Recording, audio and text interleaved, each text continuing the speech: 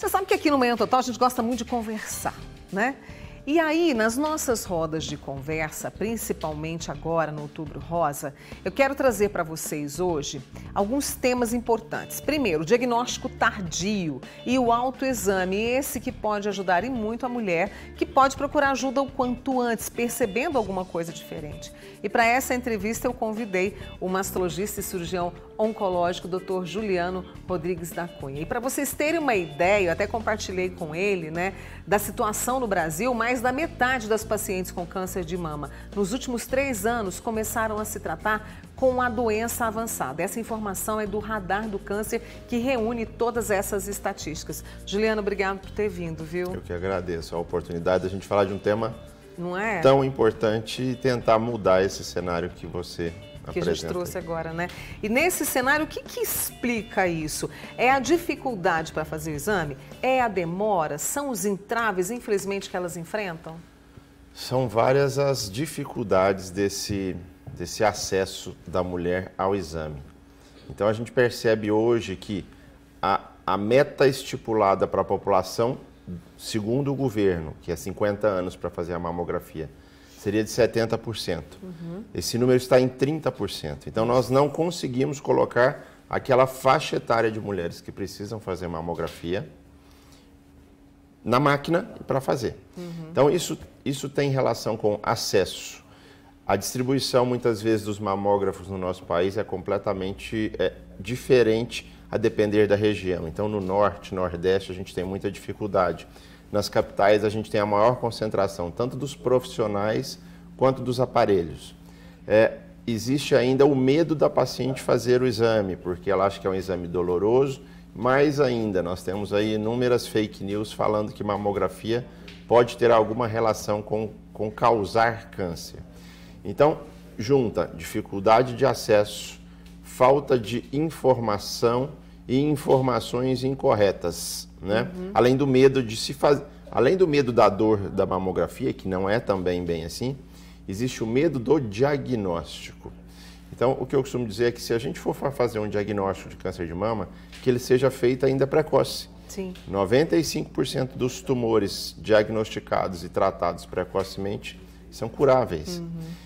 E, infelizmente, no Brasil, apesar da gente fazer essa campanha de mamografia, a Sociedade Brasileira de Mastologia e todas as outras sociedades que trabalham com a paciente com câncer de mama, a gente define que o ideal é que ela comece a fazer a partir dos 40 anos. Se a gente fizer isso, nós vamos conseguir reduzir o número de pacientes que, infelizmente, hoje fazem o diagnóstico através da palpação. Então, a nossa realidade nacional é a mulher descobre o seu câncer através da palpação de um caroço, através do autoexame, através de um nome. E para isso, para a gente mudar essa realidade, é uma atenção especial aí das lideranças e políticas públicas para facilitar esse acesso, né? Sim, a gente tem muita gente aproveitando desse Outubro Rosa, né? Todo Outubro Rosa é todo mundo colorido aí. Mas, na verdade, acabou o outubro, acabaram as campanhas e o acesso dessas mulheres a uma rede de saúde ou um acesso que seja mais simplificado para que ela consiga fazer seu exame de rastreamento. A gente sabe que a mamografia, ela diminui a mortalidade do câncer de mama em 30%. Nossa.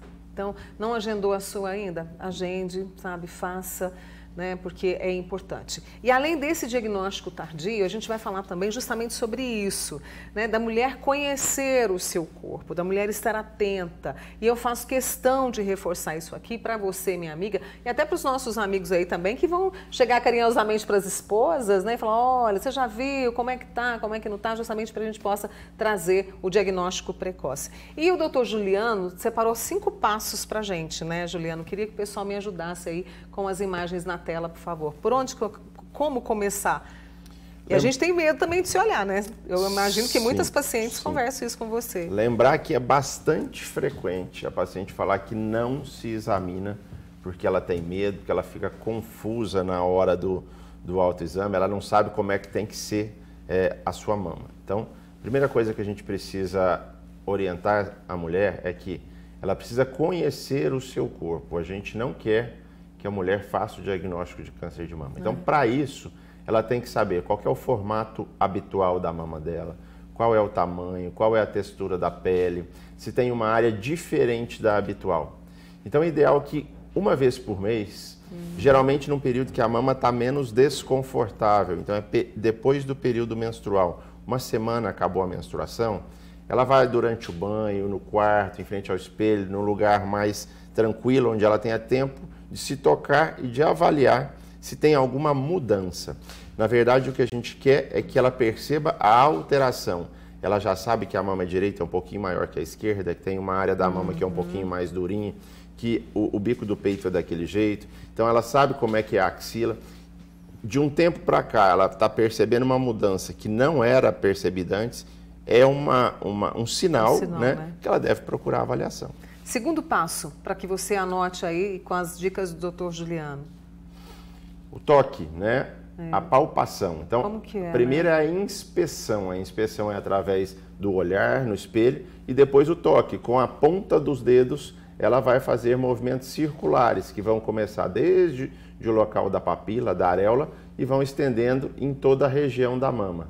Então, com os braços levantados, olhando ao espelho, às vezes ela na hora do banho, com o sabonete, fica mais fácil de deslizar a pele também. Então, com a ponta dos dedos, ela vai fazendo esse dedilhado e vai percebendo qual que é a alteração. Lembrando que a alteração também precisa ser avaliada na axila. Muitas pacientes descobrem o câncer através de uma alteração axilar.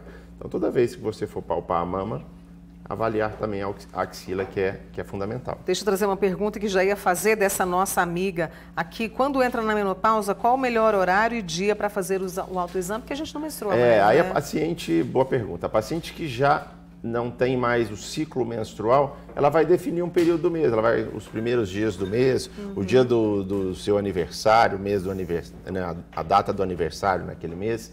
Então ela vai estabelecer um dia para ela. Todo dia 10 eu faço meu autoexame. Ela vai criar essa rotina. Criar rotina é fundamental. Tem o ritual ali, né, Sim. Juliano? Vamos para mais um passo? Passo 3, pressão mais profunda. Então, você vai fazer dois tipos de movimentos, né? Você vai fazer a movimentação aonde você, com um toque leve, você vai sentir as alterações, a textura da pele, nódulozinhos, cistos, qualquer coisa que venha a ter. E depois fazer uma força um pouquinho maior, para que você consiga perceber alterações que estão um pouquinho mais profundas na região da mama. Às vezes é mais fácil sentir um carocinho na mama quando esse carocinho está superficial. A partir do momento que você tem um carocinho mais profundo, para detectar, você vai ter que fazer um toque um pouquinho mais forte. Então aí a gente fala da pressão mais profunda aí para avaliar as mamas. Qual o quarto passo para a gente trazer aqui para você que está acompanhando? Verifique o mamilo, é outro passo importante também, né? Muitas pacientes chegam para a gente amedrontadas por causa de saída de secreção no mamilo.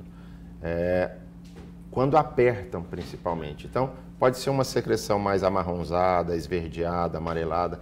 Essas secreções são fisiológicas. A alteração do mamilo, que deve ser um sinal de alerta, é quando esse mamilo sai o que a gente chama de descarga papilar, uma secreção clarinha, igual água, ou então sanguinolenta.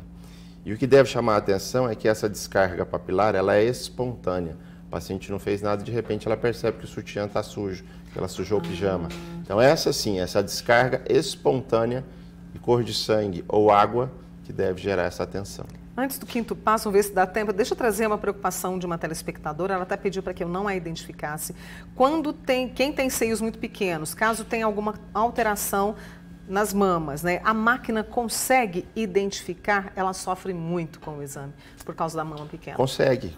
A mamografia, né, tem a mesma efetividade numa mama grande ou pequena.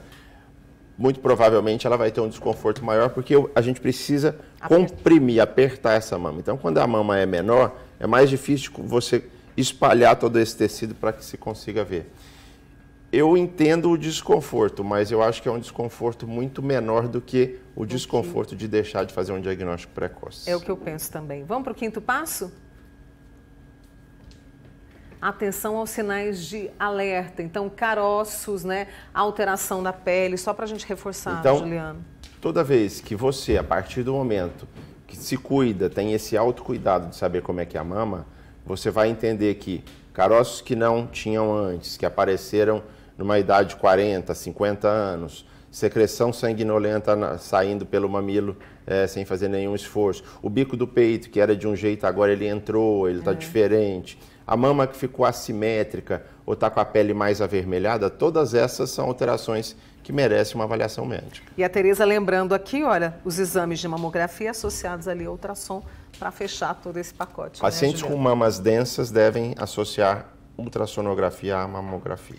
Mais uma vez, obrigada. Mais uma vez juntos nesse Outubro Rosa, né, Juliano? E eu espero você no Você com a Mônica, tá? Combinado, só chamar. Doutor Juliano Rodrigues da Cunha, ele que é mastologista e cirurgião oncológico com a gente mais uma vez aqui. Obrigada pela sua participação, tá?